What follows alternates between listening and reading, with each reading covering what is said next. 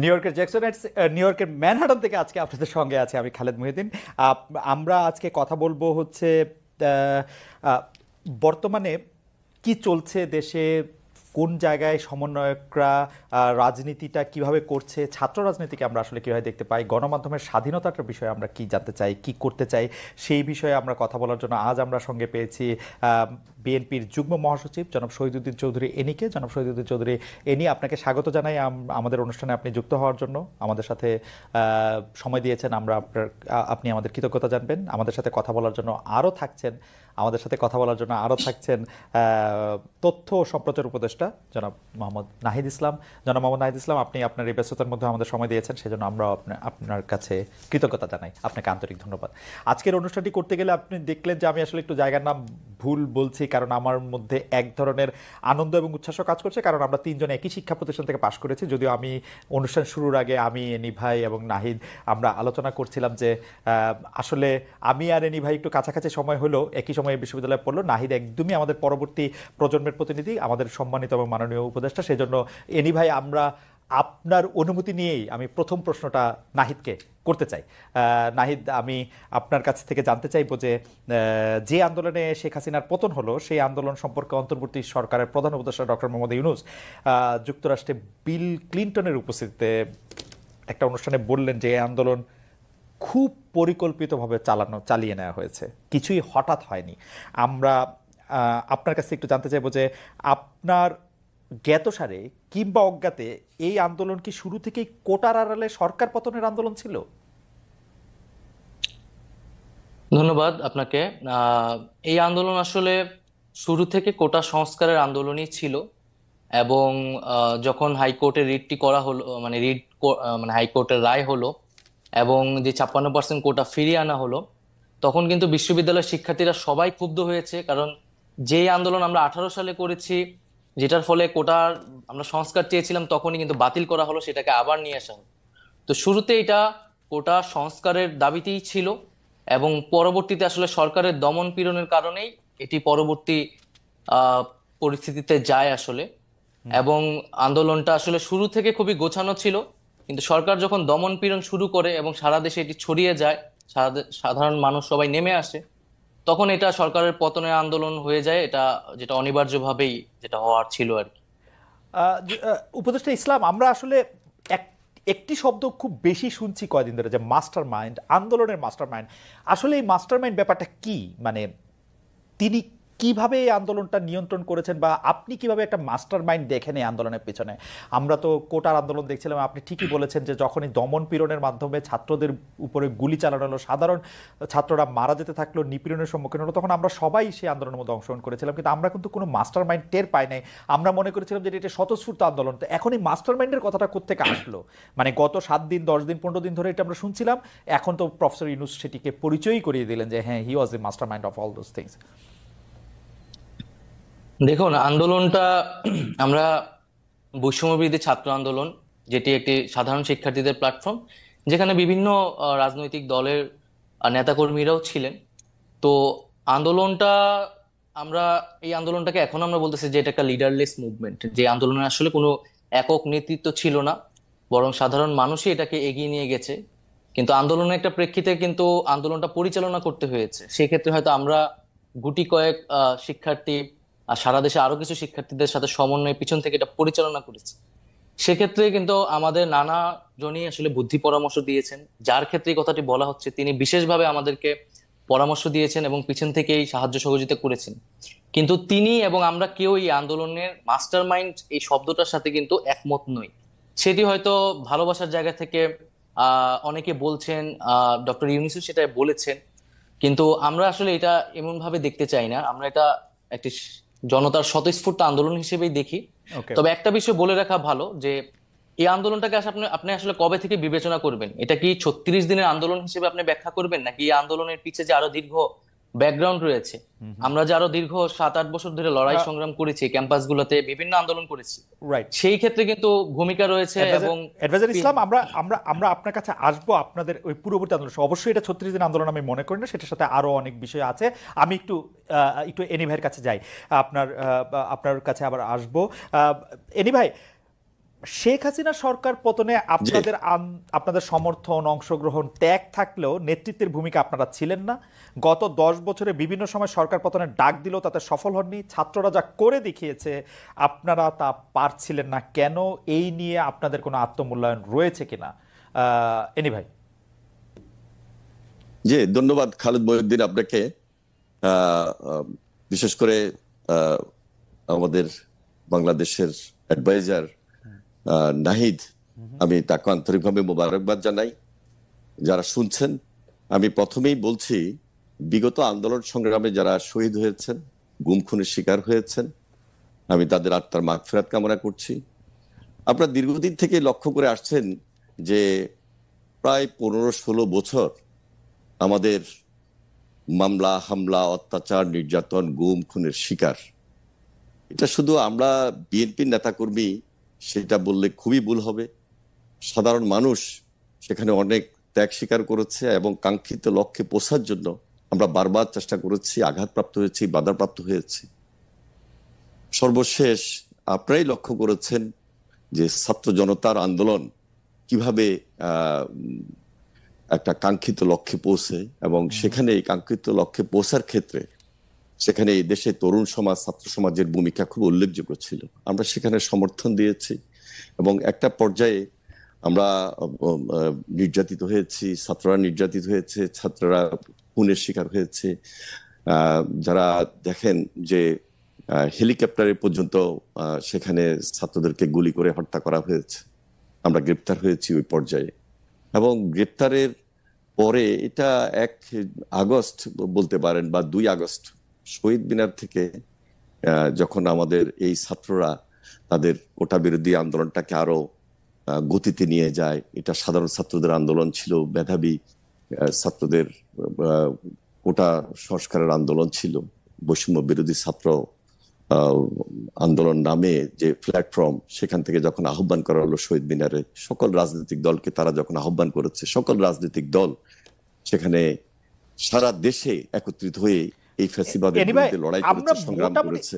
মোটামুটি আমরা যেটি জানতে চাইছিলাম যে অবশ্যই যেটি আসলে উপদেষ্টা ইসলাম যে কথাটি তুললেন, আমরা এই কথার সাথে আসলে সম্পূর্ণভাবে একমত, যেটি আসলে 36 দিনের আন্দোলন না, তার আগেও তারা অনেক কিছু হয়েছে। কিন্তু আপনারা কি মনে করেন না যে আন্দোলনটির আসলে নেতৃত্ব দেওয়া উচিত ছিল প্রধান বিরোধী দল হিসেবে বিএনপির, মানে যদি আমি এটা সরকারপত্র আন্দোলন বলি, সেই আন্দোলনটি আসলে বিএনপি দিতে পারে নাই? এর কিছু এখানে আসলে আমি আপনারা পার্ট আত্মমূল্যায়ন করার কি দেখেন? পক্ষপাতী না। জি জি আমি কেন পার্ট করব? জি এখানে ছাত্ররা বলতে আমরা তো একসঙ্গে মিলেই এই ফ্যাসিবাদের বিরুদ্ধে পুরা দেশবাসী একত্রিত হয়েছি। সুতরাং এখানে ছাত্র যে জনতার যে আন্দোলন, সেখানে আমার ভাইয়েরা নেতৃত্ব দিবে, এটাই স্বাভাবিক। যুবকরা, ছাত্ররা নেতৃত্ব দিবে, এটাই তো স্বাভাবিক। আমরা সবসময় দেখেছি যে সেই 90-তে বলেন, তার আগে বলেন, সেই স্বাধীনতার সময় ছাত্ররাই তো অগ্রণী ভূমিকা পালন করেছে। কাঙ্ক্ষিত লক্ষ্যে পৌঁছতে হলে আমাদের টার্গেটটা কি ছিল? দেশকে রক্ষা করা, দেশের জন্য আন্দোলন করা, দেশের জন্য সংগ্রাম করা, ফ্যাসিবাদের বিরুদ্ধে লড়াই করা। এখানে আমি যে খুব ক্রেডিট নিতে হবে, সে ক্রেডিটের জন্য কিন্তু আমরা আন্দোলন করি নাই। আমাদের নেত্রী বেগম খালেদা জিয়া তিনি সবসময় বলেছেন দেশ বাঁচাও, মানুষ বাঁচাও। আমাদের তারেক রহমান সাহেব আমাদের সকলকে একত্রিত করার চেষ্টা করেছেন, সকল রাজনৈতিক দল একটা প্ল্যাটফর্মে এসেছে। এরপরে যখন কোটা বিরোধী এই ছাত্র আন্দোলনের নেতৃত্বে যারা এসেছেন, তখনও তাদের সঙ্গে আমাদের সার্বক্ষণিক যোগাযোগ ছিল এবং আমরা তাদের এই আন্দোলনকে এগিয়ে নিয়ে গিয়ে একটা কাঙ্ক্ষিত লক্ষ্যে পৌঁছার জন্য আমরা চেষ্টা করেছি। ইনশাল্লাহ আমরা কামিয়াব হয়েছি। এখন কি করতে হবে? আপনার কাছে কি মনে হয় না যে দৃঢ়তা ছাত্র জনতার নেতৃত্বে, মানে এই যেটাকে একটি লিডারলেস মুভমেন্ট নাহিদ ইসলাম বলছেন, সেই লিডারলেস মুভমেন্টে যে দৃঢ়তা তারা দেখিয়েছেন, আপনার কাছে মনে হয় না বারবার সেই রকম একটি বিএনপি ব্যর্থ হয়েছে? বিএনপি ব্যর্থ হয়েছে, সেই দৃঢ়তা বিএনপি দেখাতে পারে নাই। That's why we have to suffer for 15 years. না, আমরা দেখুন, এরশাদের বিরুদ্ধে আমরা আন্দোলন করেছি 9 বছরে। জি, তখন তো আমরা বলি নাই যে আমরা সকল রাজনৈতিক দল ব্যর্থ হয়েছি। এখানে শুধু বিএনপির আন্দোলন ছিল না, দেশবাসীর আন্দোলন ছিল। সে আন্দোলনে ব্যর্থ হওয়ার কোনো সুযোগ ছিল না। আন্দোলনে একটা ভাইব্রেশন ছিল এবং এটা একটা স্তর ছিল। এই ভাইব্রেশনে একটা কাঙ্ক্ষিত লক্ষ্যে পৌঁছার জন্য আমরা ছাত্র জনতা যখন ঐক্যবদ্ধ হয়েছি এবং আমরা এই আন্দোলনে যখন ত্যাগ স্বীকার করতে করতে একটা পর্যায়ে এসেছি, ছাত্ররা আমাদের আন্দোলনের গতিবৃদ্ধি করেছে। সুতরাং এখানে পার্ট করার কোনো প্রয়োজন নাই, তাদের সঙ্গে আমার আমাদের মনে কোনো হয় যে কম্পিটিশন নাই। আমরা কিভাবে দেশটাকে গড়বো সেটাই হলো এখন আসল। আমার মনে হয় যে এটা আপনি একদম খুব চমৎকার ভাবে বলেছেন। জনাব নাহিদ ইসলাম, আপনার কি এই বিষয়ে কোনো কিছু বলার আছে? আপনি যে ছোট করে বলেন, নাহলে আমরা পরের প্রশ্নে যেতাম। না, আমি একটা বিষয় বলবো যে আমাদের বাংলাদেশের ইতিহাসে যে অভ্যুত্থানগুলো আমরা দেখি সেটাই কিন্তু ছাত্ররাই মোটামুটি নেতৃত্ব দিয়েছে বা সফল করতে ভূমিকা রেখেছে।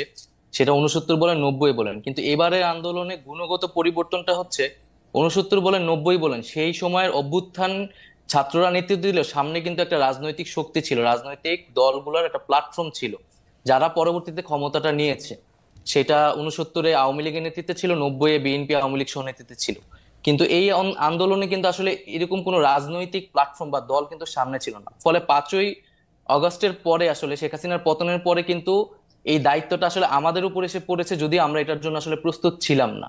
তো জনাব ইসলাম, আপনাকে কি একটা কথা বলতে পারি যে জি, একথা ঠিক, আপনার আন্দোলনের শেষ পর্যায়ে বা আন্দোলনের যেখানে নেতৃত্বের মাধ্যমে বা শেষ পর্যায়ে যেখান থেকে আসলে শেখ হাসিনাকে চলে যেতে হয়েছে, পালাতে হয়েছে, বা এই সরকারকে ক্ষমতা ত্যাগ করতে হয়েছে, সেখানে আপনাদের ত্যাগটাই সবচেয়ে বড় ছিল, যেটিকে আসলে খুব ভালোভাবে এক বাক্যে বলা যায় যে একটাকে মারি একটাই মরে, আর কেউ নড়ে না সেখান থেকে। সেই জায়গায় আপনারা চলে গিয়েছিলেন।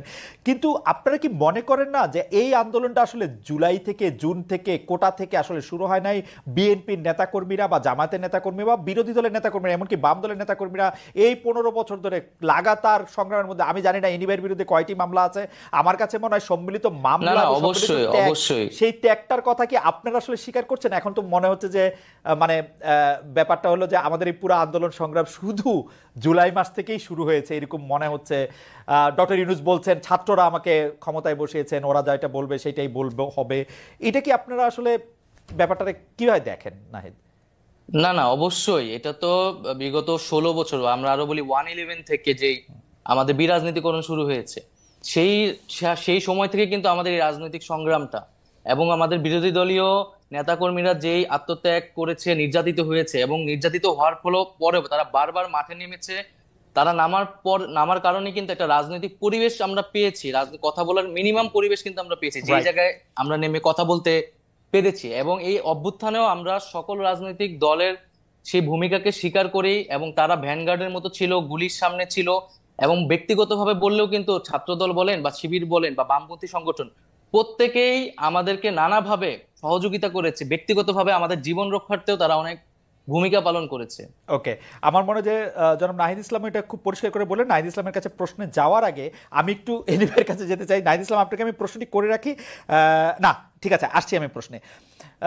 এনি ভাই, আমরা কিন্তু সবাই যখন এই সরকার চলে গেল তখন ছাত্র জনতার আন্দোলনের ফলে এই সরকার পাওয়ার পরে আমরা কিন্তু একটা জরুরি প্রয়োজন বোধ করেছিলাম যে আমরা একই ধরনের সরকার, যে সরকারকে কেউ ফেসিস্ট বলছেন, যে সরকারকে কেউ নিপীড়ক বলছেন, সেরকম আরেকটা সরকার চাই না।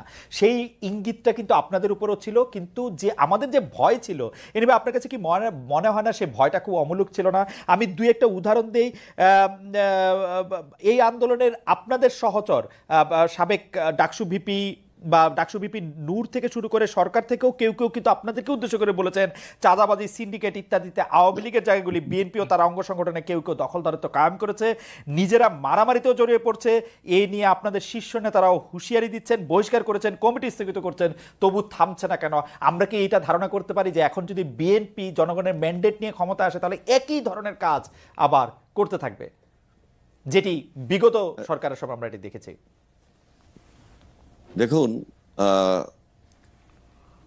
আমরা খুব পরিষ্কারভাবে আমাদের কথাগুলো জাতির সামনে আমরা তুলে ধরেছিলাম। আমরা 7 তারিখে আমরা একটা সভা করেছি, সমাবেশ করেছি। সেই সমাবেশে আমাদের ভারপ্রাপ্ত চেয়ারম্যান খুব স্পষ্ট ভাবে কিছু বক্তব্য তুলে ধরেছেন জাতির সামনে। অনেকে সেই সমাবেশটা নিয়েও তখন বলেছিল যে এই মুহূর্তে সভাটা না করলে হয়তো হতো, কিন্তু একটা বৃহৎ দলের কিছু মেসেজ আমাদের ওই মুহূর্তে থাকার দরকার ছিল, এবং সেই মেসেজগুলো পরবর্তীতে সত্যি হয়েছে যে আমাদের যে দিক নির্দেশনা যে আমাদের এই জাতির সামনে, সেখানে বিএনপি কিছু মেসেজ সরাসরি থ্রো করেছে, এবং আমাদের চেয়ারপারসন দেশনেত্রী বেগম খালেদা জিয়া তিনিও পরামর্শ দিয়েছেন। দেখুন, 15 বছর প্লাস পরবর্তীতে এই যে ছাত্র জনতার আন্দোলনে যে ফ্যাসিবাদ পালিয়ে গেল এবং দেশে একটা স্বাভাবিক রাজনীতি আসার মতো সুযোগ তৈরি হলো, যদি 5 তারিখ 6 তারিখ এই দেশে বা 7 তারিখ এই দেশে যদি আহ, আরো বেশি হয়তোবা মারা যেত, তাহলে অবিশ্বাস্য কিছু ছিল না, কিন্তু তা হয় নাই। শক্ত হাতে আমরা সেটা মূল্যায়ন করেছি, শক্ত হাতে আমরা সেটা ফেস করেছি। এবং 7 তারিখে আমাদের ভারপ্রাপ্ত চেয়ারম্যানের মেসেজটা এমনই ছিল যে কোনোভাবে যে আমাদের কোনো দলীয় নেতাকর্মী অথবা বিএনপির নামে যদি কেউ কোনো চাঁদাবাজিতে যায় বা কোনো ধরনের প্রতিশোধ স্পৃহা নিয়ে সেখানে আঘাত করতে যায়, তাহলে কিন্তু আমরা সরাসরি পার্টির তার বিরুদ্ধে ব্যবস্থা গ্রহণ করবো, এবং সেই ব্যবস্থা আমরা নিয়েছি। এমনও আপনারা অনেকখানি লক্ষ্য করেছেন যে আমাদের দলের নামে কেউ যদি কোনো ধরনের উচ্ছৃঙ্খল বা বিশৃঙ্খল আচরণে জড়িত হয়, তার বিরুদ্ধে আমরা মামলাও করেছি, গ্রেপ্তারও করেছি। এখন সেই পর্যায়টি হয়তোবা অনেক কমে গেছে এবং নাই। আমাদের দলের নাম অনেকে ব্যবহার করার চেষ্টা করেছে। আমরা খুব শক্ত হাতে আমাদের দলের পক্ষ থেকে কিছু সিদ্ধান্ত নিয়েছি, সেই সিদ্ধান্ত অনুযায়ী আমরা আমাদের কর্মকাণ্ডকে অব্যাহত রেখেছি। আর আপনি যেটা বলছেন যে দেখেন, গত 15 বছরে 1.5 লক্ষ মামলা, 60 লক্ষ সাধারণ নেতা কর্মীদের বিরুদ্ধে, এবং আমার বিরুদ্ধে অনেক মামলা ছিল। আমাদের না, কিন্তু এটি ভাই সবই ঠিক আছে, কিন্তু সবই ঠিক আছে, কিন্তু কেউ কেউ মাঠের কেউ কেউ বলছেন আপনারা যেহেতু নির্যাতিত হয়েছেন, আপনারা যেহেতু আর্থিক ক্ষতির সম্মুখীন হয়েছেন, আপনারা গেলে সেটি পুষিয়ে নিতে চাইবেন, ব্যাপারটা ঠিক কিনা? না, আমি বলি, আমরা বলেছি বারবার যে আইনকে আমরা নিজের হাতে তুলে নেব না, এবং আমরা আমাদের নেতা কর্মীদেরকে বলেন আর আমাদের অনেক সমর্থকদেরকে বলেন, আমরা সব জায়গায় একটা মেসেজ দিয়েছি। যেহেতু আমাদের একটা বড় রাজনৈতিক দল, গণমানুষের দল, আমাদের নাম ভাঙিয়ে অনেকে অনেক কিছু অপকর্ম করার সুযোগ দিচ্ছিল। আমরা প্রতিশোধ কোনোভাবেই আইনের বাহিরে নেওয়ার চেষ্টা করব না। যেহেতু এই সরকার রাষ্ট্রীয় ক্ষমতায় বর্তমানে অন্তর্বর্তীকালীন সরকার রয়েছেন, এই যে অ্যাডভাইজার নায়েব সাহেবরা রয়েছেন, তাদের প্রতি আমাদের উদাত্ত আহ্বান ছিল যে এই যে বাস, ট্রাক, টার্মিনাল, তারপরে আপনি বলেন সিএনজি স্টেশন, আপনি যদি বলেন বালুমহল, আপনি যদি বলেন টেম্পো স্টেশন, এই ধরনের অনেক জায়গায় চাঁদা এই দেশে কালেকশন বিভিন্নভাবে হয়ে আসছে অতীতে। সুতরাং এগুলা কিন্তু একটা গভর্নমেন্টের দায়িত্ব। কোনোভাবে একটা দল পরিবর্তন হলো, একটা সরকার চলে গেল, সেটা আবার আমাদের কেউ সেখানে দখলে যাবে না, সেটার কোনো সুযোগ নেই। আমরা সেখানে হস্তক্ষেপ করেছি, এবং গভর্নমেন্টের দায়িত্ব হলো সেখানে আগের অর্ডার গুলোকে ক্যান্সেল করবে এবং নতুন করে সেটা সরকারের আওতাদের নিয়ে আসবে, যেন আমাদের দলের কেউ নাম ভাঙিয়ে সেখানে ইনক্লুড না হতে পারে, সেখানে ঢুকতে না পারে। সেই ব্যাপারে আমরা খুব সতর্ক ছিলাম। আপনাকে ধন্যবাদ, এখনো সতর্ক আছি। আপনাকে অনেক ধন্যবাদ। আমি শিওর যে জনাব নাহিদ ইসলাম এই ব্যাপারটি মাথায় রাখবেন। তিনি যেহেতু সরকারে আছেন, ক্যাবিনেটে আছেন, তারা নিশ্চয়ই ব্যাপারটি নিয়ে আলোচনা করবেন এবং এই ব্যাপারে তারা সিদ্ধান্ত দেবেন। আমি জনাব নাহিদ ইসলামের কাছে জানতে চাইবো যে মাননীয় প্রধান উপদেষ্টা, এবং আপনাকে নিয়ে কটূক্তির অভিযোগে চট্টগ্রামে একটি নালিশি মামলা হয়েছে। আওয়ামী রেজিমের সময় এইসব মামলাকারীরা নানাভাবে পুরস্কৃত হতেন, রাষ্ট্রীয় সুযোগ সুবিধা পেতেন। আপনাদের পক্ষ নিয়ে যিনি মামলা করছেন তিনিও কি পুরস্কার পাবেন, কটূক্তির অভিযোগে যিনি মামলা করেছেন? না না, কখনোই না। আর এখানে একটা যেটা হয়েছে যে ধর্মীয় অবমাননার বিষয়টি এটার সাথে যুক্ত ছিল, এবং সাথে প্রধান উপদেষ্টা আমার নামেও যুক্ত করা হয়েছে, এবং যিনি করেছেন মামলা তাকে তো আমি চিনিও না, এবং আমি আইন উপদেষ্টা যিনি তার সাথে যোগাযোগ করেছি যাতে এই মামলাটি বিষয়ে ব্যবস্থা নেওয়া হয়, এবং এই মামলায় যাতে গ্রেফতার না করা হয়।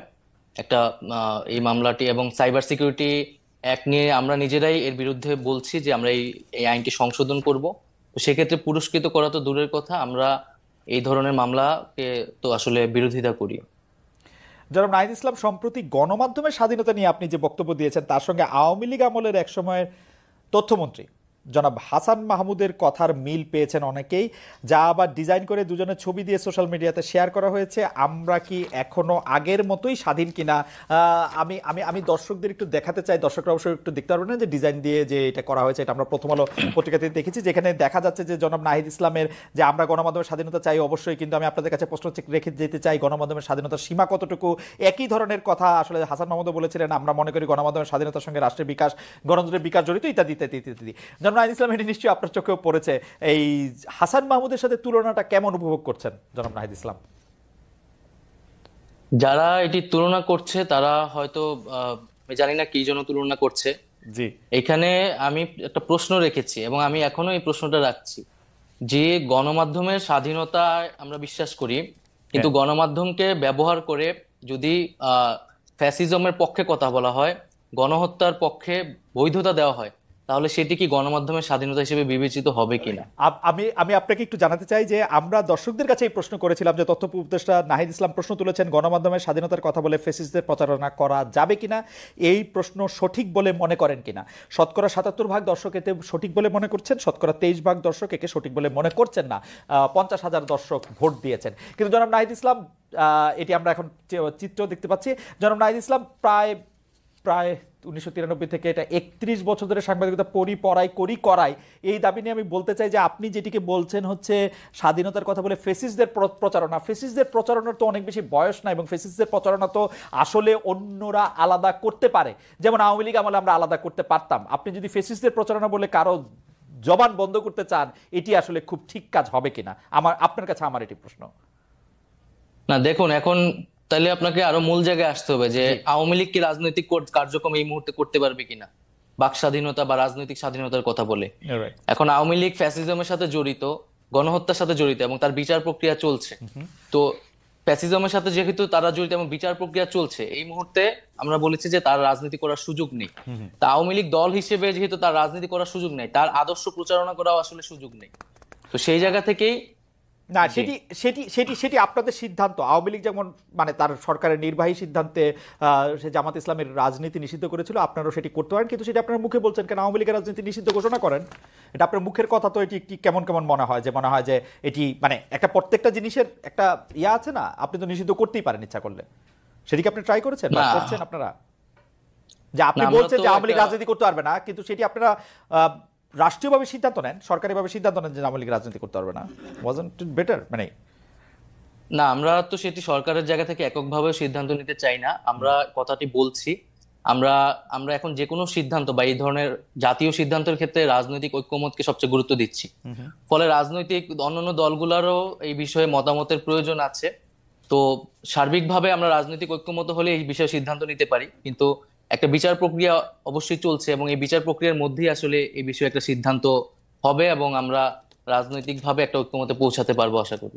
কিন্তু আপনারা সরকারিভাবে কোনো সিদ্ধান্ত নিতে বা রাষ্ট্রীয় মানে আপনারা যারা উপদেষ্টা পরিষদ আছেন তারা সিদ্ধান্ত নিতে চান না, আপনারা একটা ঐক্যমতের ওয়েট করছেন, ব্যাপারটা কিরকম?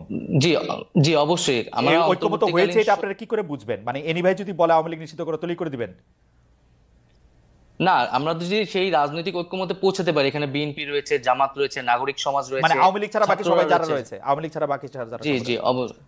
আচ্ছা ঠিক আছে, আমি একটু এনিভাইয়ের কাছে জানতে চাই। এনিভাই, অন্তর্বর্তী সরকারের মেয়াদ শুরু থেকেই জানতে চাইছে বিএনপি, আপনারা দীর্ঘ সময় দিতে রাজি নন, আপনারা কি জানি একটা যৌক্তি সময়ের কথা বলছেন। সবশেষ সেনাপ্রধান রয়টার্সকে বলেছেন নির্বাচনের জন্য সময় সর্বোচ্চ 18 মাস নেওয়া হতে পারে। 18 মাস বিএনপির কাছে গ্রহণযোগ্য কিনা সে বিষয়ে আপনার কাছে একটু জানতে চাই। আপনারা সময় দিতে চান না কেন? অনেকগুলি সংস্কার তো এই সরকারকে করতে হবে, নাকি আপনারা চান যেভাবে আওয়ামী লীগ সরকার গিয়েছে এখন কোনো মতে একটি নির্বাচন দিবে, আপনারা এসে আসলে ক্ষমতায় নিয়ে বাকি সব কাজ করবেন, আপনাদের কি চাওয়াটা সেরকমই কিনা? মানে কোনো সংস্কার আপনারা চান না, আপনারা জাস্ট এসে ক্ষমতাটা নিতে চান?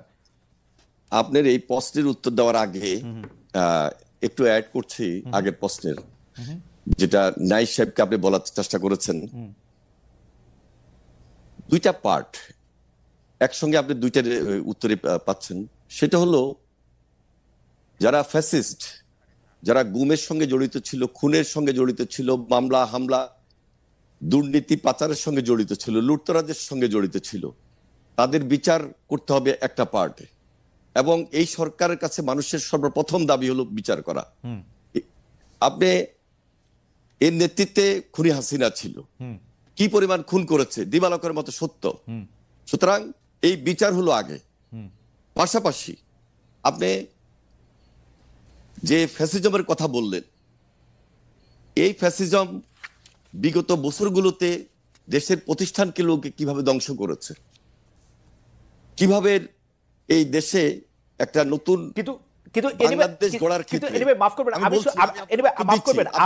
আমি শুধু এই কথাই বলছি যে আপনার তো বিচারের দাবিটা করার জন্য, বিচারটা করার জন্য ওদের তো সময় লাগবে, কিন্তু আপনার শুরু থেকেই তো এই সরকার কেন না সময় লাগবে না, আমি তো বলি নাই যে আমি 3 মাসের মধ্যেই নির্বাচন দিতে হবে, আমি তো বলি নাই একেবারে 7 মাসের মধ্যেই নির্বাচন দিতে হবে।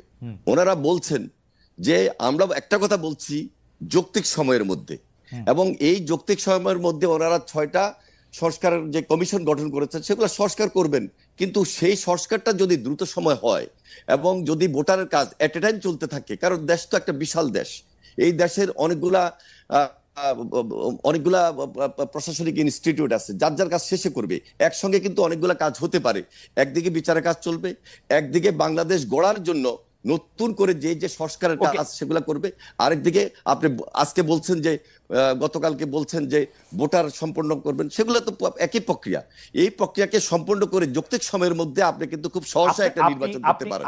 সুতরাং আপনি ক্ষমতায় থাকলে আপনি যৌক্তিক সময় কতটা মনে করতেন? আমি যৌক্তিক সময়টা তো আসলে আমার কাছে মনে হয় যে আপনি যে কাজগুলি কথা বলেছেন, আপনি যদি সংস্কারের কথা বলেন, আপনি যদি বিচারের কথা বলেন, ওদের অন্তত 5 বছর লাগা উচিত এগুলি করতে। না, কেন 5 বছর লাগবে? কতদিন লাগবে? আমার তো মনে হয় না, কারণ ওনারা তো আমাদের প্রফেসর ডক্টর মোহাম্মদ ইউনূস তো নিজেই 3 মাসের কথা বললেন। তো 3 মাসের জায়গায় 6 মাস হতে পারে। উনি তো নিজেই বললেন যে অক্টোবরের 1 তারিখ থেকে সংস্কারের কাজ চলবে 3 মাস, বলেন নাই? অক্টোবর, নভেম্বর, ডিসেম্বর, এরপরে 3 মাসের জায়গায় যদি 6 মাস, অসুবিধা তো নাই। কিন্তু ওনার কথা অনুযায়ী আমরা যদি আরো 3 মাস বৃদ্ধি করি, তাহলে তো 1 বছরের ভিতরেই সুন্দর একটা নির্বাচন করা সম্ভব। তাও যদি না হয়, সেটার জন্য কি আমরা খুব বিরাগ হব? কিন্তু আমরা এই দেশটাকে গড়তে চাই, একসঙ্গে গড়তে চাই। এই ফ্যাসিবাদের বিরুদ্ধে আমরা লড়াই করে, সংগ্রাম করে, আমরা কষ্ট করেছি, শ্রম দিয়েছি, আমাদের নেতাকর্মীরা গুমের শিকার হয়েছে, খুনের শিকার হয়েছে। আমরা দেশ গড়ার জন্য সবাই মিলে একত্রিত হয়ে করব। এখানে বৈষম্য বিরোধী এবং রাজনৈতিক দলকে আলাদা করার কোনো সুযোগ নেই, এই সরকারকে আলাদা করার সুযোগ নেই। এই সরকারকে সর্বাত্মক সহযোগিতা করব, কারণ এই সরকার যদি কোনোভাবে ফেল করে, বাংলাদেশ ফেল করবে। আমরা বাংলাদেশকে ফেল করতে দিতে যাব না এবং দিতে চাই না।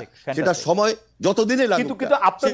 কিন্তু আপনাদের বক্তব্য শুনে মনে হয় না যে আপনারা প্রায়ই এই সরকারকে একটু হুমকি দেন, একটু এটা বলেন, এমন কি এই নির্বাচনের প্রশ্নে না কেমন জানি আপনারা একটু এরকম বলেন? এমনকি আমি আপনাদের এটা কেউ যদি তার ব্যক্তিগতভাবে চিন্তা করে থাকেন তা হতে পারে, কিন্তু আমরা সব ক্ষেত্রে এই সরকারকে সর্বাত্মক সহযোগিতা করব। কারণ প্রফেসর ডক্টর মোহাম্মদ ইউনূসকে এই নির্বাচনের জন্য সম্মান দিতে পারে না, আমরা সম্মান দিতে চাই এবং তার নেতৃত্বে আমরা এই রাষ্ট্রটাকে নতুন ভাবে গড়তে চাই এবং সেটা তিনি একটা গণতান্ত্রিক পন্থায় ব্যবস্থা আমাদেরকে নিয়ে যাবেন, দেশকে নিয়ে যাবেন। সেই জন্য সর্বাত্মক সহযোগিতা আমরা করব। এবং খুব রিসেন্টলি আপনারা তারেক রহমান সাহেবের বক্তব্য শুনেছেন এবং সেই বক্তব্যের ধারাবাহিকতা আমরা রক্ষা করে এই সরকারকে সর্বাত্মক সহযোগিতা মানে আপনাদের আসলে ক্ষমতায় এসে বসে পড়া বা এক্ষুনি ক্ষমতা শুরু করার এরকম কোনো তাড়া নাই আপনাদের? না, এত চাপ হওয়ার কিছু নাই তো। আমরা যে কালকেই ক্ষমতায় চলে গিয়ে একেবারে বক্তব্য শুনে আমার জড়িত হবে ইনশাআল্লাহ। এনি ভাই, আপনাদের বক্তব্য শুনে যে আমার মনে হইতো যে আপনারা খুব মানে আপনারা কিছুটা অস্থির, অধৈর্য হয়ে উঠছেন। এটা কোনো অস্থির না, কোনো অস্থির না। আপনারা যথেষ্ট পরিমাণ সময় দিবেন তো? আমরা ওনারা যে সংস্কারের কাজ নিয়েছেন, একদিকে বিচারের কাজ হবে, বিচার আগে দেখতে চাই, পাশাপাশি সংস্কার করে একটা গণতান্ত্রিক পন্থায় জনগণের সরকার প্রতিষ্ঠিত করবেন। এখানে তাড়াহুড়োর কিছু নাই। আর আমরা লুটপাটের জন্য বিএনপি ক্ষমতা আসবে আর বিএনপি ক্ষমতা আসার জন্য আমরা আন্দোলন করেছি তা নয়, এই দেশটাকে রক্ষা করার জন্য আমরা আন্দোলন করেছি। আমাদের একজন দর্শক বলছেন যে তারা কেন থাকবে, বিএনপি তো অলরেডি ইন পাওয়ার। যদি লুটপাট বা দুর্নীতির কথা বলি তাহলে তারা তো তাদেরটা করতেই পারতেছে। ব্যাপারটা কি এরকম? এনি ভাই, কেন এরকম হবে?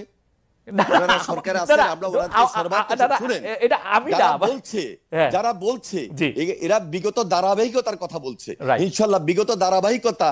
আর এখন যদি বিএনপি আন্দোলনের মধ্য দিয়ে এই দেশে গণতান্ত্রিক পন্থায় জনগণের সরকার প্রতিষ্ঠিত হয়, বিএনপি তখন বলেছে যে আমরা এই 31 দফার ভিত্তিতে আমরা দেশ পরিচালনা করব।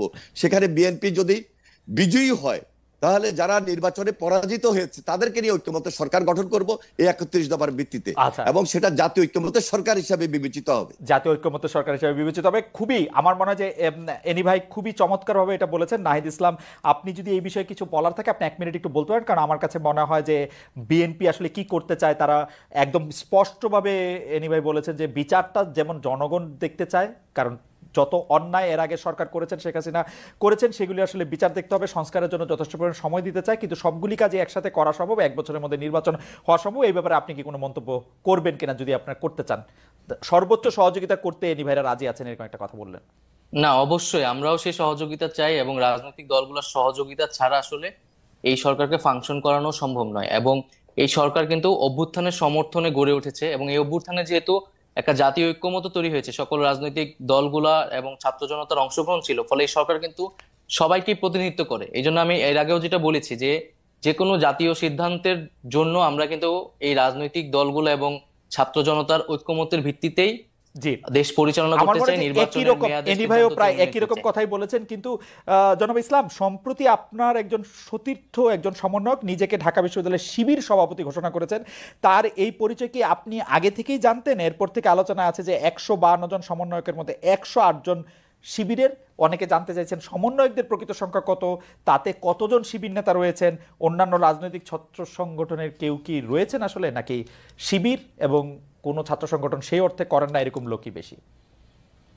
দেখুন, আমরা যখন এই আন্দোলনটা গড়ে তুলেছিলাম, এবং আমরা কিন্তু এই আন্দোলনে কেউ রাজনৈতিক পরিচয়কে সামনে এনে এই আন্দোলনটি করিনি। সবার রাজনৈতিক পরিচয়টি এক করতে সরিয়ে আমরা দল মত পরিচয় ভুলে গিয়ে এই আন্দোলনটা করেছি। ফলে এখানে কে শিবির, কে ছাত্র দল, কে কোন সংগঠন করে, এটা কিন্তু বিবেচনা হয়নি। এখন একটা পরিস্থিতিতে কেউ যদি তার নিজের সংগঠন, নিজের রাজনীতি করতে চায়, সেই সুযোগ কিন্তু আছে। ইভেন আমি যে নিজে যে ছাত্র সংগঠনের সাথে জড়িত ছিলাম, ছাত্র শক্তি, গণতান্ত্রিক ছাত্র শক্তি, তার নামও কিন্তু আমরা এই অভ্যুত্থানের আগে বা পরে কোথাও কিন্তু উল্লেখ করি নাই। কারণ আমরা মনে করি এই আন্দোলনটি একটা ঐক্যমত্যের ভিত্তিতে সাধারণ শিক্ষার্থীর জায়গা থেকে মূলত এই আন্দোলনটি শুরু হয়েছে, পরিচালনা হয়েছে এবং সম্পন্ন হয়েছে। নাহিদ ইসলাম, বৈষম্য বিরোধী আপনি বললেন বলে এই প্রশ্নটি একটু করতে হচ্ছে আমার। বৈষম্য বিরোধী ছাত্র আন্দোলনের সামনের সারিতে থাকা আপনারা কয়েকজন, বিশেষ করে আপনি এবং অবশ্যই আক্তার সাহেব, তারা গণতান্ত্রিক ছাত্র শক্তির নেতা ছিলেন। সম্প্রতি আপনাদের এই সংগঠন স্থগিত করা হয়েছে, এর কারণ আসলে কি? ডক্টর ইউনূসের 2.5 মাসের দল নাগরিক শক্তির সাথে এর সম্পর্ক রয়েছে কি? না, ডক্টর মোহাম্মদ ইউনূসের দলের সাথে এটার কোনো সম্পর্ক নাই। আমরা এই দলের নামও জানতাম না। ছাত্র শক্তি নামে 60-এর দশকেও একটা ছাত্র সংগঠন ছিল আসলে। তো আমরা সেটার সাথে এটা সম্পর্ক নেই। এবং এই সংগঠনটি আমরা স্থগিত করা হয়েছে কারণ যেহেতু এই সংগঠনের প্রধান নেতৃত্ব যারা, আক্তার হোসেন, তিনি নাগরিক কমিটিতে এখন কাজ করছেন, এবং আমি এবং আসিফ মাহমুদ সরকারে কাজ করছি। ফলে নেতৃত্ব ছাড়া এই সংগঠনটি কিন্তু এখন রান করতে পারছে না। ফলে এই কারণে কমিটিটি স্থগিত করা হয়েছে, এবং ছাত্র রাজনীতি নিয়ে যেহেতু একটি আলোচনা চলছে, সংস্কারের কথা চলছে, তো সেই পরিবর্তিত পরিস্থিতি অনুযায়ী আমরা সামনের সিদ্ধান্তটি হয়তো নিবে, এবং যারা এখন মাঠে আছে, ছাত্র শক্তিতে কাজ করছে, তারাই মূলত ছাত্র শক্তির বিষয়ে চূড়ান্ত সিদ্ধান্ত নিবে। আচ্ছা, আপনার রাজনৈতিক ভবিষ্যৎ এবং ব্যক্তিগত ভবিষ্যৎ নিয়ে আমরা একটু জানতে চাইবো, এবং সেটা আপনি আসলে কিরকম দেখতে চান সেটা আমরা জানতে চাইবো। তার আগে একটু এনিভের কাছে জানতে চাই যে এনিভে, আপনাদের দীর্ঘদিনের জোট এবং যুগপত নেতা, যুগপত আন্দোলনের সঙ্গী জামায়াতের সঙ্গে আগের সখ্য আর আপনাদের নাই।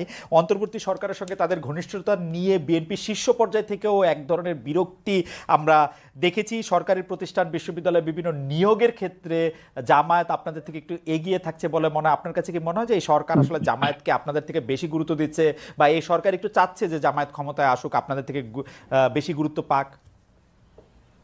আসলে আমরা এইগুলা মোটেও মনে করি না, কারণ আমরা কি করছি, কি করব, এটা হলো আমাদের নেক্সট স্টেপ। আর আপনি যেটা বলছেন, জামাতের সঙ্গে আমরা এখানে কোনো মানে একটা আলাদা কম্পিটিশন গড়ে তুলছি না। জামাতের একটা আদর্শভিত্তিক রাজনীতি আছে, আমাদের বিএনপির একটা আদর্শভিত্তিক রাজনীতি, যার যার রাজনীতি শেষে করছে।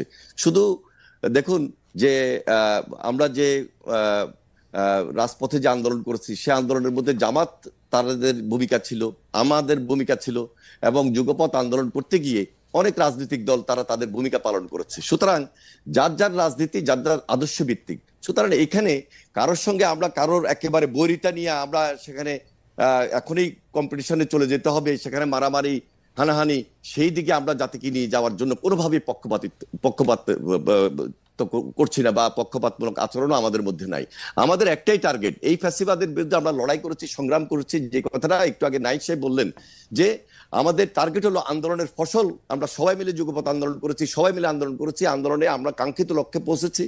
এখন আমাদের দেশ গড়ার আন্দোলন, দেশটাকে সুন্দর করব, ভবিষ্যৎ বাংলাদেশ কিভাবে হবে সেটার জন্য আমাদের করণীয় কি হওয়া উচিত সেটা আমরা বিবেচনা করছি। সেই ধাপে আমরা কাজ করছি, এবং আমাদের পার্টি আমরা সবচেয়ে বেশি, আপনারা লক্ষ্য করেছেন যে এই সরকারকে সহযোগিতা করার জন্য এবং ভবিষ্যৎ বাংলাদেশ গড়ে তোলার জন্য আমরা সেই কাজটুকু করছি ইনশাল্লাহ। কিন্তু আপনাকে এটা ফিল করতেছেন যে সরকারের সাথে আপনাদের সম্পর্ক থেকে জামায়াতের সম্পর্ক একটু বেশি গভীর? বিশ্ববিদ্যালয়গুলিতে নিয়োগের ক্ষেত্রে কি পয়েন্ট পজিশনগুলিতে, মানে বিটিভি থেকে শুরু করে বিশ্ববিদ্যালয় সব জায়গায় আপনারা নাই, মুখ্য নয়, জামায়াত ইসলামী আছে, মুখ্য নয় তারা। আমার মনে হয় এগুলো খুব মুখ্য না, কে কোথায় আছে। কথা হলো যে অ্যান্টি আওয়ামী লীগ, রাইট, যেখানে অ্যান্টি আওয়ামী লীগ সেখানে এই যে হ্যাঁ, না, ওকে, যেখানে অ্যান্টি আওয়ামী লীগ হ্যাঁ, আজকে যারা দেশের ভাবমূর্তি ক্ষুণ্ণ করেছে, দেশকে ধ্বংস করে দিয়েছে, তাদের বিরুদ্ধে এই জাতি ঐক্যবদ্ধভাবে লড়াই করেছে, সংগ্রাম করেছে, এবং ভবিষ্যতে কিন্তু এই দেশটাকে আমরা সুন্দর বাংলাদেশ গড়ার জন্য সবার সহযোগিতা কামনা করছি, এবং সবাইকে নিয়ে আমরা কিন্তু ফ্যাসিবাদ আপনারা চান বিরোধী। না, কিন্তু আপনারা চান না এনি ভাই প্ল্যাটফর্মটার নেতৃত্বে বিএনপি থাকুক? এই প্ল্যাটফর্মটার নেতৃত্বে কখনো নাহিদ ইসলামকে, এটা কখনো জনগণ নির্ধারণ কখনো করবে। নাহিদ ইসলামকে, কখনো শফিকুর অবশ্যই রহমানকে দেশের দেখা যাচ্ছে। জনগণ এটা নির্ধারণ আপনাদের করবে। জন্য আমি একটু তো ভালো বেদনাদায়ক না? কাজ করি। একটু বেদনাদায়ক না? জিয়ার কখনো পলিটিক্স, ছাত্ররা, কখনো জামায়াত। বিএনপির পলিটিক্স, খালেদা জিয়ার নেতৃত্ব, তারেক রহমানের নেতৃত্ব যদি সবার সামনে খুব স্পষ্ট ভাবে সবাইকে আকৃষ্ট করতে পারে, তাহলে অবশ্যই আমাদের নেতৃত্ব জনগণ কিন্তু এই আমাদেরকে সরকার সে পতনে আসনে বসাবে। কিন্তু এই সরকার পতনে তো তারেক রহমানের ভূমিকা জিরো, কেউ কেউ বলছেন, আমি না। তারেক রহমান যদি, না না, এখন তো আপনি বললেন, আর কেউ কেউ বলছে হয়তো আপনাকে বলেছেন, কিন্তু আমাদেরকে বলেন নাই। জি, আমাদেরকে বলেন নাই, বরং এই কথা বলেছেন যে তারেক রহমান বিদেশে বসেও, যেখানে দেশনেত্রী বেগম খালেদা জিয়া এত অসুস্থ ছিলেন, জি, তার মধ্যে দেশের তারেক রহমান বিএনপির ভারপ্রাপ্ত চেয়ারম্যান হিসেবে দায়িত্ব নেওয়ার পর তিনি আমাদের ওয়ার্ড লেভেল, ইউনিয়ন লেভেল, থানা লেভেল, উপজেলা লেভেল, আমাদের কেন্দ্র এবং জেলা লেভেলে যেভাবে দলকে ঐক্যবদ্ধ করেছেন এবং জাতিকে, সকল রাজনৈতিক দলকে ঐক্যবদ্ধ করেছেন, সে আন্দোলনের ফসল হিসাবে আমাদের ছাত্র ভাইরা যখন কাঙ্ক্ষিত লক্ষ্যে পৌঁছার জন্য এগিয়ে গিয়েছেন, সেখানে তারেক রহমানের নেতৃত্বে তিনি সমর্থন দিয়েছেন, এবং পরবর্তীতে সর্বশেষ যখন শহীদ মিনারে আমাদের ছাত্র ভাইয়েরা যখন আহ্বান জানিয়েছে সকল রাজনৈতিক দলকে, তখন তার নেতৃত্বে এই বিএনপি স্ট্যান্ডিং কমিটির অনেক নেতৃবৃন্দ জেলে ছিলেন, আমরা অনেকেই জেলে ছিলাম, কিন্তু তিনি দেশের বাইরে বসেও যেভাবে নেতৃত্ব দিয়েছেন, সেই নেতৃত্বের ফসল হিসাবে আজকে সবাই মিলে ঐক্যবদ্ধ বাংলাদেশ আপনাকে ধন্যবাদ। আমি একটু জনাব নাহিদ ইসলাম, আপনার কাছে প্রশ্নে যাওয়ার আগে আমাদের দর্শকদের মধ্যে একটা বড় অংশ মানে যে বিষয়টি আমার মাধ্যমে আপনার কাছে উপস্থাপিত করতে বলেছেন, সেই দুটি বিষয় আগে একটু বলে রাখি। 43তম বিসিএস এর পাস করার পরও তাদের গেজেট নোটিফিকেশন কেন হয় নাই, সেটি আপনার একটু আমলে আছে কিনা এবং সেটি নিয়ে আপনি কোনো কিছু করছেন কিনা, সেই ব্যাপারে তারা একটু জানতে চেয়েছেন। আরেকটি বিষয় জানতে চেয়েছেন যে তারা বয়স সীমা, সরকারি চাকরির বয়স সীমা 35 বছর বয়স পর্যন্ত হবে কিনা, সেটি আপনারা কিভাবে করবেন সেটি জানতে চেয়েছেন। আর আমার প্রশ্নটিও করে রাখি, আপনি, আমাদের অনেকগুলি প্রশ্ন রয়েছে, শুধু আপনি যদি খুব না, এই দুটি যদি আপনি জবাব দেন, তারপর আমি মানে আপনার মতামত বলেন, তারপর আমরা প্রশ্নটি করি, কারণ এই প্রশ্নটি আবার এনিভাইয়ের বক্তব্যের সাথে লিঙ্ক। জি, না, এখানে হচ্ছে প্রশাসন তো সংস্কারের কমিশন হয়েছে, বয়স সীমার বিষয়টাও আলোচনা হচ্ছে, এবং দ্রুত সময়ের মধ্যেই পিএসসি তে পিএসসির সাথেও আমাদের আলোচনা হচ্ছে, যাতে এই যে নিয়োগ পরীক্ষা, শুধু বিসিএস না, অনেকগুলো পরীক্ষা স্থগিত আছে, সেই পরীক্ষাগুলো যাতে দ্রুত দেওয়ার ব্যবস্থা করা যায়, সে বিষয়ে আমরা কাজ করছি। আশা করি খুব দ্রুত সময়ের মধ্যেই সেটি পরীক্ষাগুলো হবে। ওকে।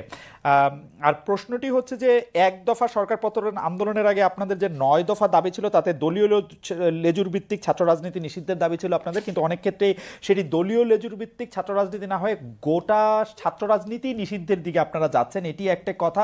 আরেকটি কথা হচ্ছে যে উপাচার্যদের সরিয়ে দেওয়া হয়েছে, বড় পদগুলিতে নতুন নিয়োগ হয়েছে, 2-3 মাস বন্ধ থাকার পরে ক্লাসও শুরু হয়েছে, কিন্তু ছাত্রলীগের যারা নেতাকর্মী আছেন তাদের লেখাপড়ার কি হবে? আপনারা, তারা তো ক্যাম্পাসে ফিরতে পারছে না, রাজশাহীতে জাহাঙ্গীরনগর বিশ্ববিদ্যালয়ে তাদেরকে পিটিয়ে মারা ঘটনা ঘটেছে, তাদের আসলে ভবিষ্যৎ কি হবে? এই দুটি ব্যাপারটা যদি একটু বলেন।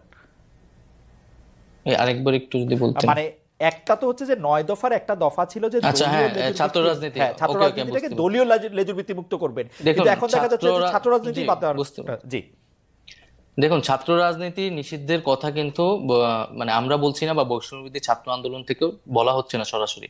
মূলত সাধারণ শিক্ষার্থীদের জায়গা থেকে এটি আসছে। এটি আসছে কেন, এটাও আমাদের একটু বুঝতে হবে যে আমাদের কিন্তু শিক্ষার্থীদের একটা দীর্ঘদিনের ট্রমা রয়েছে, যে একটা ক্ষমতায় সরকার যায় এবং তার ছাত্র সংগঠন সেখানে ক্ষমতা চর্চা করে, দখলদারিত্ব করে এবং শিক্ষার্থীদের উপর নির্যাতন করে। এখন সামনের, আমরা এখানে এখন না হলে অন্তর্বর্তীকালীন সরকার, কিন্তু সামনে যদি একটা রাজনৈতিক দল ক্ষমতায় আসে, তার ছাত্র সংগঠন যে একই কাজ করবে না, সেই নিশ্চয়তাটা শিক্ষার্থীরা চাচ্ছে, এবং সেই ট্রমা থেকে কিন্তু সারা এই কথাটা বলছে। কিন্তু আমরা মনে করি যে এটি কোনো সমাধান নয়, ছাত্র রাজনীতি অবশ্যই থাকতে হবে। সেক্ষেত্রে দলীয় লেজুর ভিত্তি মুক্ত করেই স্বাধীনভাবে ছাত্রদেরকে কাজ করতে দিতে হবে, রাজনৈতিক চর্চা করার সুযোগ দিতে হবে। আর ছাত্রলীগের ছাত্রদের ক্যাম্পাসে ফেরা বা তারা তাদের জীবনের নিরাপত্তা, শিক্ষা জীবনের নিরাপত্তা, সেটি সেক্ষেত্রে দেখেন, ছাত্রলীগের একটা বড় অংশ কিন্তু এই আন্দোলনের সময় আমাদের সাথে জড়িত হয়ে গেছে। আন্দোলনের শুরু থেকে, কোটা সংস্কারের সময় থেকে কিন্তু তারা আমাদের সাথে এসেছিল। এবং ছাত্রলীগের আসলে খুব কম একটা অংশ যারা আসলে চিহ্নিত সন্ত্রাসী, যারা আসলে বেশিরভাগই যারা অছাত্র অথবা সন্ত্রাসী কার্যক্রম করেছে ক্যাম্পাসগুলোতে, হলগুলোতে, তারাই কিন্তু আজকে ভয়ে ক্যাম্পাসগুলোতে আসতে পারছে না, কারণ তাদের আসলে কোনো নৈতিক জায়গা থেকেও তারা শিক্ষার্থীদের সামনে দাঁড়াতে পারছে না। তো সেক্ষেত্রে বিশ্ববিদ্যালয় প্রশাসন ব্যবস্থা নেবে। আমরা একটা রিকনসিলিয়েশন প্রজেক্ট অবশ্যই চাই, যারা চিহ্নিত, যাদের বিরুদ্ধে সুস্পষ্ট অভিযোগ রয়েছে, তাদের বিরুদ্ধে প্রশাসনিক এবং আইনগত ব্যবস্থা যাতে নেওয়া হয়, এবং এছাড়া যারা নিরপরাধ বা নীরব ভূমিকা পালন করেছে তারা তাদের শিক্ষা জীবন শেষ করতে পারবে। এই বিষয়ে আমরা বিশ্ববিদ্যালয় প্রশাসনের সাথে কথা বলেছি। ওকে, মানে অনেকে এরকম একটা বলছেন যে যারা আসলে ক্রিমিনাল অ্যাক্টিভিটির সাথে জড়িত ছিলেন তাদের বিরুদ্ধে তো মামলা, তারপর আইনি কার্যক্রমগুলি হতেই পারে, কিন্তু শুধুমাত্র আরেকটি দল সমর্থন করার জন্য তাদের বিরুদ্ধে যাতে কোনো মানে ব্যবস্থা না নেওয়া হয় সে ব্যাপারে নিশ্চয়ই আপনারা দেখছেন, মানে ব্যাপারটা যাতে আইন নিজের হাতে না না তুলে নিয়ে সেটি যেন। নাহিদ খালেদ ভাই, আমি জাস্ট একটা কথা বলতেছি যে আমরা কিন্তু আর আগের পরিস্থিতিতে নাই যে অমুক দল সমর্থন করে, এটা কিন্তু ছাত্রদল শিবিরের মতো বিষয় না যে ছাত্রদল করে দেখে তাকে ক্যাম্পাসে ঢুকতে দেওয়া নেই, এখন ছাত্রলীগ করে বলে তাকে ক্যাম্পাসে ঢুকতে দেওয়া হবে না।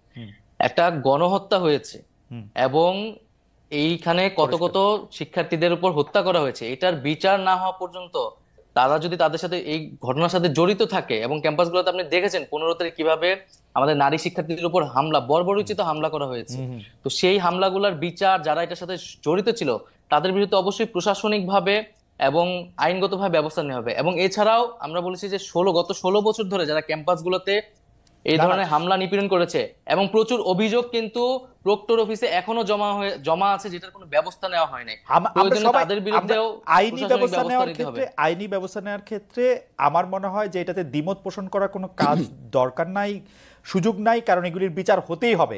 ছাত্রলীগ গত 16 বছরে যত কিছু মানে ছাত্র ছাত্রী নির্বিশেষে যে যে যে যে নিপীড়ন চালিয়েছে তার বিচার আসলে অবশ্যই হতে হবে। আমাদের শুধু কথা ছিল যে সেটি যেন আইনি প্রক্রিয়ার মাধ্যমে হয়। শুধুমাত্র আপনি এটি পরিষ্কার করলেন যে শুধুমাত্র ছাত্রলীগ, ছাত্র শিবির, ছাত্র দল বলেই তাকে ক্যাম্পাসে ঢুকতে দেওয়া হবে না, এরকম কোনো কিছুর ব্যাপারে আপনার সিদ্ধান্ত নেন। আপনাকে ধন্যবাদ। আমি একটু এনিবার কাছে যেতে চাই। এনিভাই, এই আপনি জানেন যে দলের মাননীয় মহাসচিব মানে বাংলাদেশ জাতীয়তাবাদী দলের মাননীয় মহাসচিব পরিষ্কার বলেছেন যে ছাত্র রাজনীতি বন্ধের বিরোধিতা করেছেন, যেটি ছাত্র রাজনীতি বন্ধ